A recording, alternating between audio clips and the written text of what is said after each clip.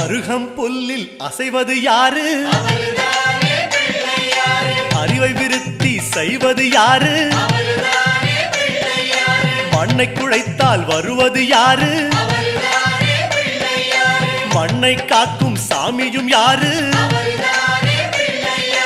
வெள்ளையருக்கில் உள்ளது யாரு? வெற்றி கொடுக்கும் நாயகன் யாரு? முன்னே வந்த சாமியும் யாரு? அவரும் வாழ்வது எங்கே கூறு?